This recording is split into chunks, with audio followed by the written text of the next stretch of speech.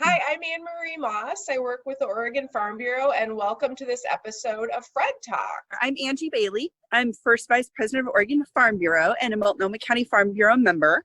My husband Larry and I grow nursery stock in East Multnomah County. Great. So what are we seeing in the background there, Angi? Well, behind me right here are some of our lovely Japanese maple that are potted.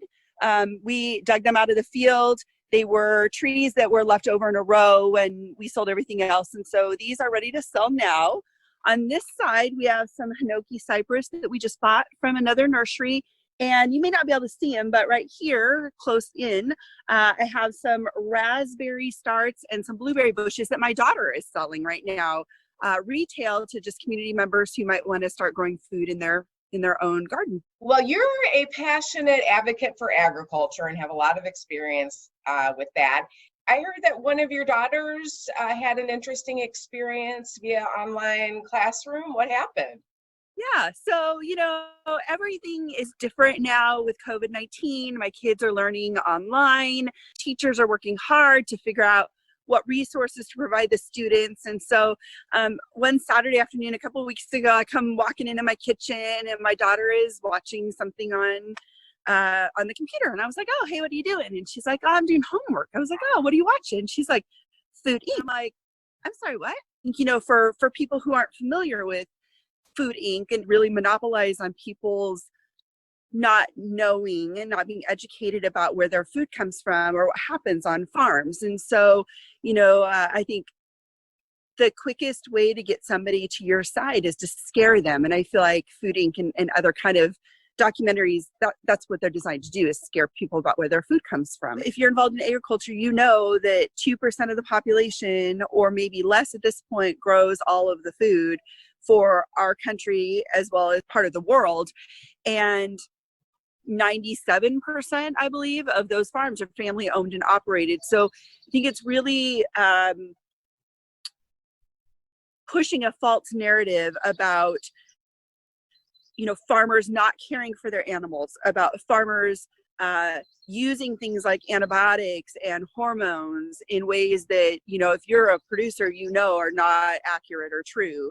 And, just really scaring people. I emailed the teacher and just expressed my concern and talked a little bit about the hardworking farmers and ranchers of Oregon and of the U.S. who, work hard day in and day out to put food on people's plates and fiber on the shelves and foliage for the backyards.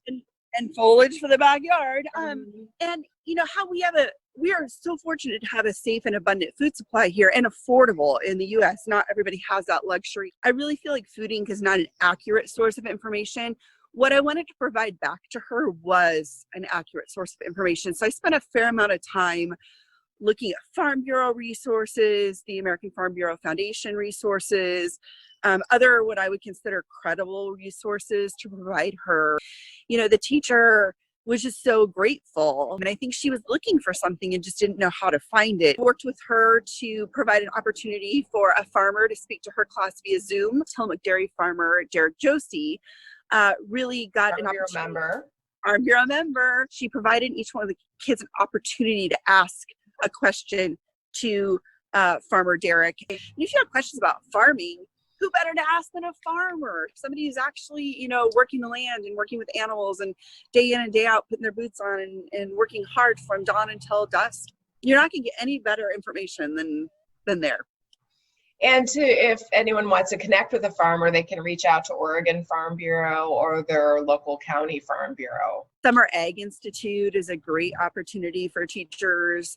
Ag in the Classroom is a great opportunity for teachers. The OFB Ag Education Committee does have a page on our website, and they have a number of ag education activities and at-home lesson plans and a couple documentary recommendations and virtual farm tours to help folks who are looking for that kind of information and may not know where to get it. Well, Food Evolution is a great alternative. I think it talks a lot about technology that we need in order to produce the amount of food that that we need. Farmers today are doing more with less, right? Producing more food on less acreage. And in order to be able to do that effectively with drought conditions and labor availability shortages and different challenges facing agriculture, this type of food technology is really necessary to be able to continue to feed this growing population and provide a safe and affordable food supply. Some of the things that people may not realize is that there are factors that help a farmer determine what they're going to raise, and like if it's conventional or organic or biotech or no tech or a combination of it. And I think some of those are like their location, maybe their access to water, market they're going for. There's many factors. As a consumer, I have a choice at the grocery store. Farmers have those same choices, right? I can choose to be an organic farmer. I can choose to be a conventional, use conventional farming practices. I can grow GMOs. I don't have to. Like, it's all a matter of choice and what works for the farmer, where the farmer's located, and what resources the farmer has available to them. Yeah, and the size of an operation doesn't dictate their commitment to their employees, to the environment, to the animals, if they have animals, or the health of their crops, or even the local community. Sometimes that narrative gets twisted, and so that's why we need great people like you to share the real story of agriculture, because so few of us work in farming and ranching. People don't know where to get the information, so they'll turn to a documentary like Food Inc., which creates just more fear instead of real information. Farmers are true stewards of their land, and they're true stewards of the resources that they're responsible for. And I think, when you aren't treating your land or your animals properly, that really just only hurts you in the long run as a farmer. And so, we care about our land because we want the land to be fertile for us. And we want to be able to grow things on this land for generations to come, just like the generations before. The Oregon Farm Bureau, one of our programs is a Century Farm and Ranch program. And over 1,200 farms have been officially certified as being in business on the same land, in the same family, for over 100 years. And so now talk about sustainable, right? Yeah, absolutely. Farmers are proud people.